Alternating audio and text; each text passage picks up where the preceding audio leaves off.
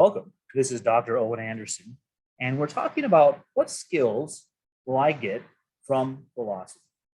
And this is a good question for any potential philosophy student, but also for students who have had philosophy and they're not necessarily sure how to explain what they got out of it. And so the idea here is a kind of outcomes focus and what you'll learn. There may be other ways to approach this question as well. I'm not ruling them out. But what skills will I get from philosophy? Why would I take a philosophy class besides it's one of the classes on the list for me to take on my way to my degree, on my way to get a job, on my way to 40 years of working for a mortgage? So why would I take philosophy? Well, let's go through a couple of these. First, I might say in general, we can speak about a move from being the path of development, call that, from pre-skeptic to skeptic to post-skeptic. So a student who hasn't had philosophy comes in to class as a pre-skeptic. They believe things, but might also call the pre-skeptic the fideist, blind belief. And they come into class and they think they know things and they don't really know things. And so when they encounter critical examination of their pre-skepticism or fideism, they realize they don't know and they become a skeptic. And many people get stuck there. This process of pre-skeptic to skeptic could just occur outside of philosophy as people grow up and they realize the world's bigger than they conceived of it. But the conclusion of skepticism is a very self-centered or myopic conclusion because it's essentially saying, since I didn't know, no one has ever known. And of course, that's a painful fallacy. That's not true at all. So my own experience of not knowing, leading to skepticism, should be an occasion to learn what is necessary to have knowledge and then actually acquire knowledge, which is the post-skeptic. You come out of this developmental path knowing some things.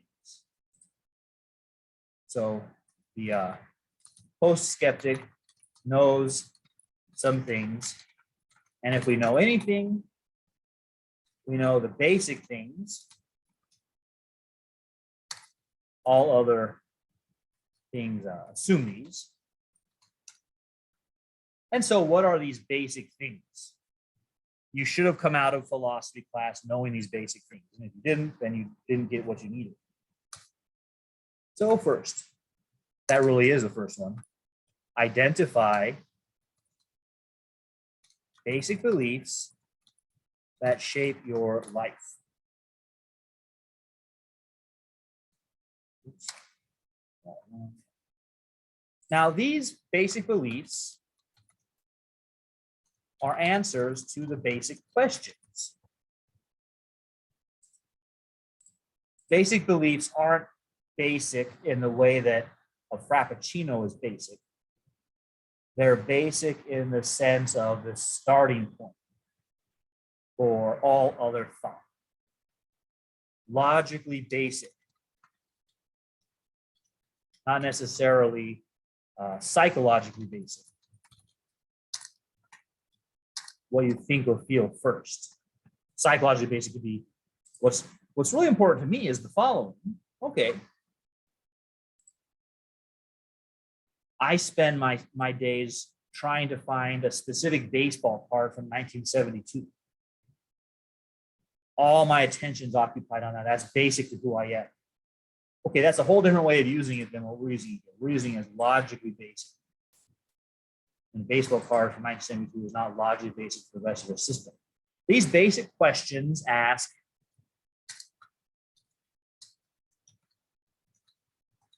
are about authority, reality, and value. Authority, reality, and value. What is authoritative? Really, what is the highest authority? And what is real in contrast to fictional, imaginary, not real? and what is of value, and not merely valuable, but the highest value. So these are sometimes put in question form this way. How do I know? That's a question about authority, right? Is there any infallible authority? My parents told me, but they're not infallible. How do I know? And what is real? What is real doesn't change. Permanent, eternal. So what is real in contrast to what is temporal and changeable? Is anything permanent?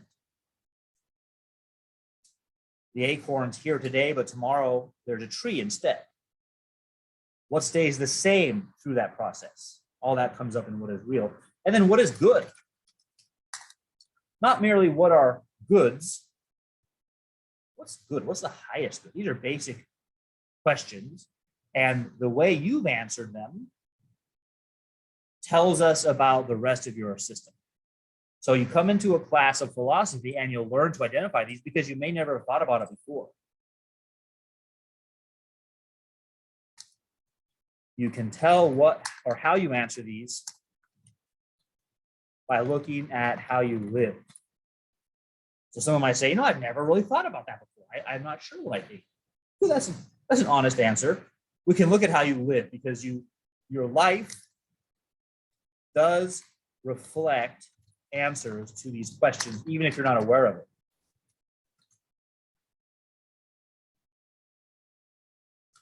This is know thyself.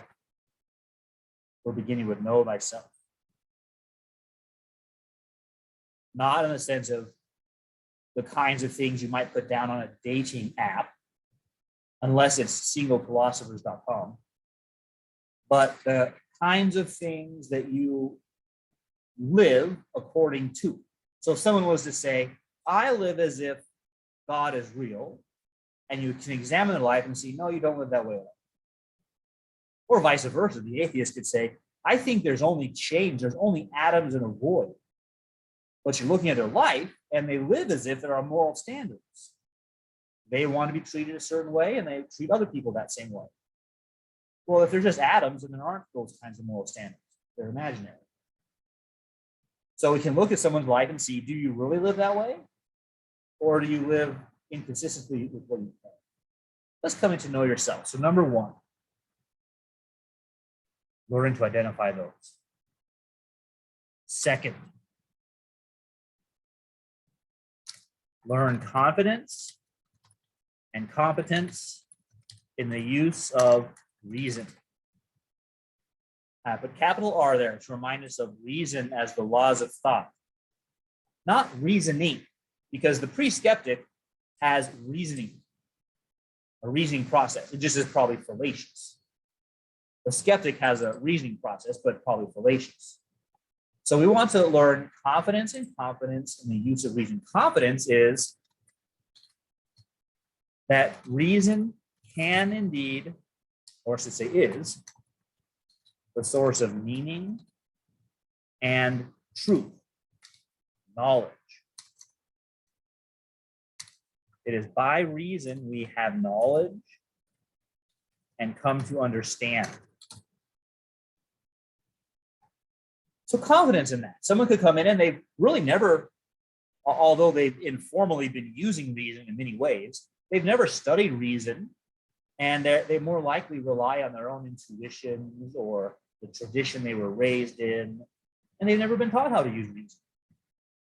They might have even seen people who claim to use reason, but their lives are a mess. That gets back up to number one, right? Someone could claim to use reason, but their life doesn't reflect they actually are using reason. So it's by reason that we have knowledge and come to understand things. Right? We distinguish between A and non-A by reason. God and not God. Human and not human. Good and not good.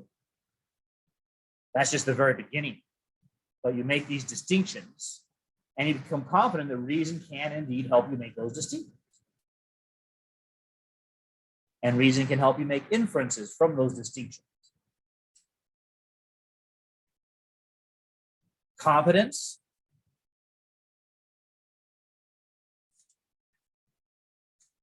Learning how to successfully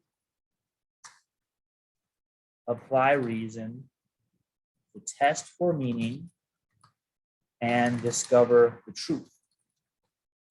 So someone could become more confident in the use of reason, but they're just not good at it. My logic class will go through many kinds of arguments, and students, start out a little wobbly, not sure of themselves. They have to get some competence, like any other thing, playing the piano, riding a bike. Get competence. People think that because I'm a thinker, I'm already competent at thinking. And it just doesn't follow for anything, right? I already know how to throw a basketball at a hoop, therefore I'm a competent basketball player. It doesn't follow. So we learn how to successfully apply reason. And so you should lead with increased confidence and competence. Those are a continuing thing, not as if, okay, now I'm done, move on.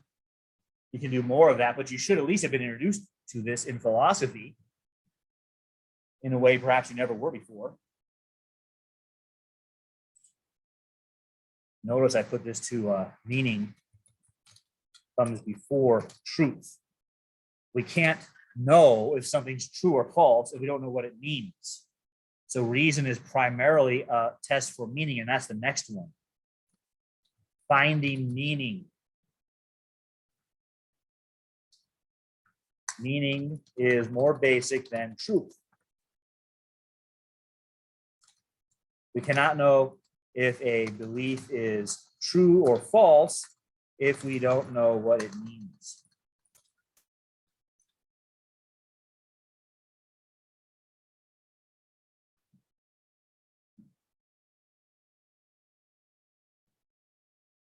So we may have ourselves or have been offered answers to these questions, basic questions, but what do they mean? What does it mean to say God is real or to say God is not real? What is even meant by the term God? Or what does it mean to say I want to lead a good life? What is meant by the word good or life? What does it mean to say I'm a human? What is a human? How do we distinguish them from non-humans? So reason is used to find meaning. This is sometimes called critical thinking. If you haven't learned how to inquire about meaning, then you haven't learned how to critically think. Because that's a phrase, critical thinking, that's used as kind of a buzzword in education. So you might even have classes on critical thinking and you never learn how to actually pursue meaning. So a lot of times the debates about those basic questions we named get bogged down in, is it true or false? Is the answer I gave true or false? When they should be about meaning. What is meant? You're claiming this other person has a false belief, or you're claiming that your belief is true. But when I start to ask you questions about what you mean, it shows you don't really even know. You don't really have meaning. So our lack of knowledge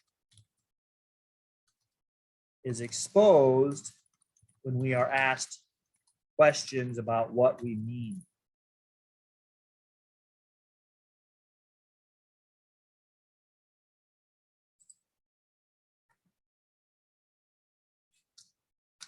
Knowledge as understanding requires a sound argument in support of our belief or conclusion. So if someone says they understand, but they can't do that, then they don't really understand. You should be able to do that if you understood. if you had knowledge.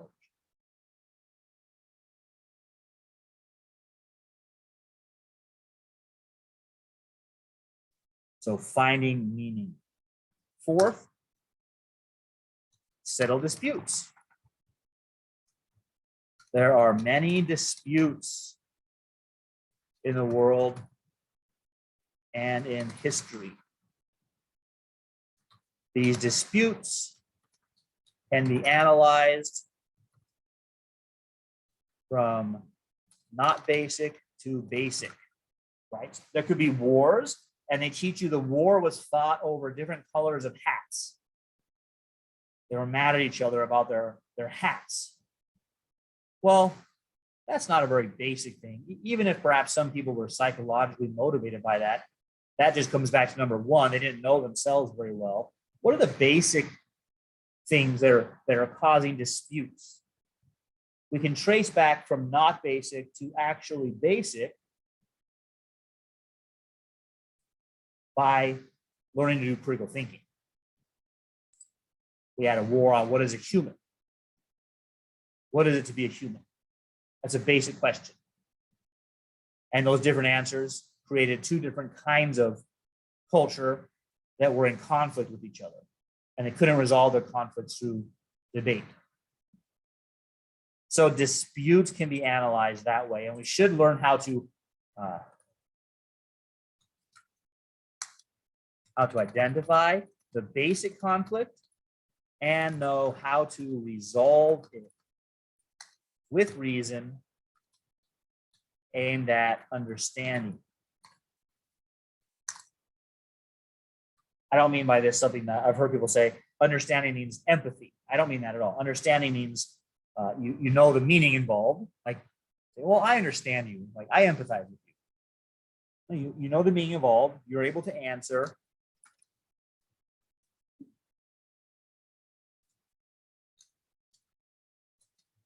You're able to show the answer to those basic questions.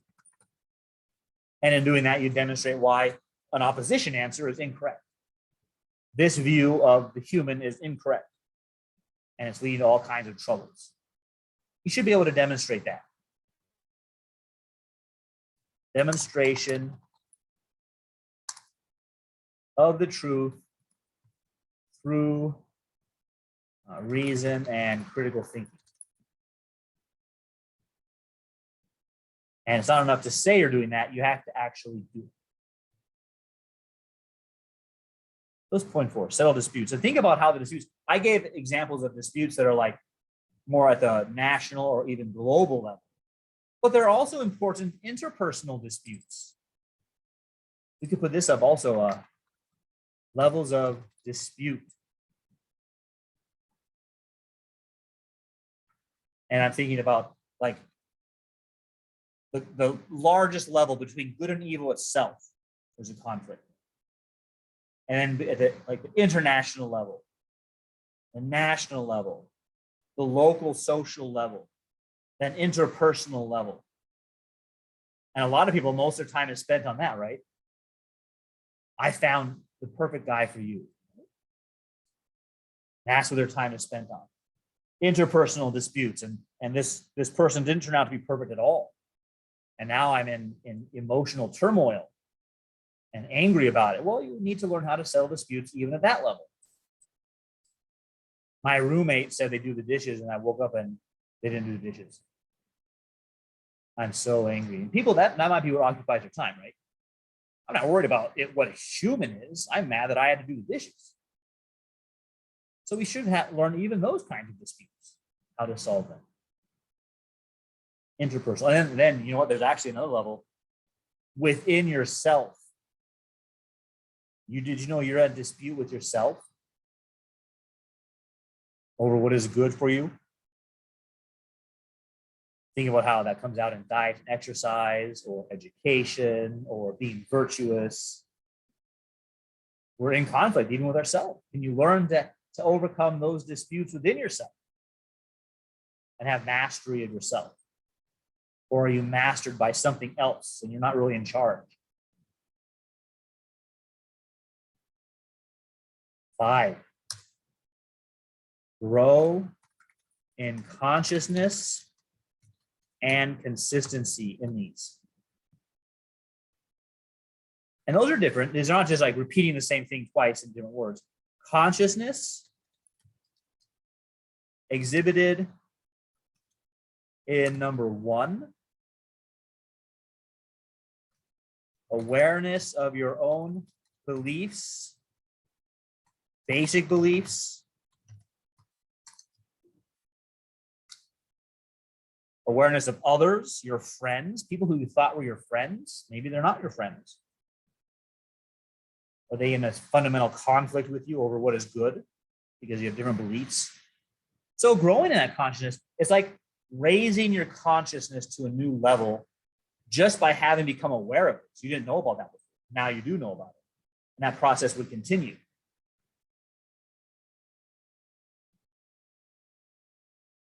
And then consistency is tacked onto this. You're not merely becoming aware, like, wow, look at me. I believe a lot of fundamentally contradictory things. But consistency is growth in critical thinking and application.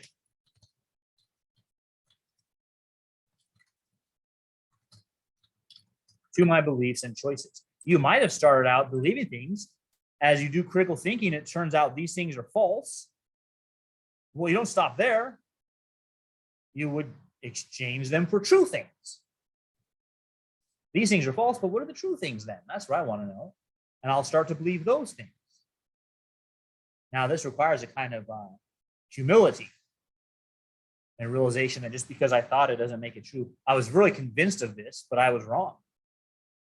And now I need to believe something else instead and shape my choices around that. And you see that direct connection between choices and beliefs. Now, I think the things that we have laid out here, these things are fundamental and foundational to all else that goes on at the academy. The academy is not simply job training, which is not to put that down. That's an important part of life. But the academy is the pursuit of wisdom. And philosophy as a discipline teaching these skills is fundamental to that pursuit. It's not merely one of many.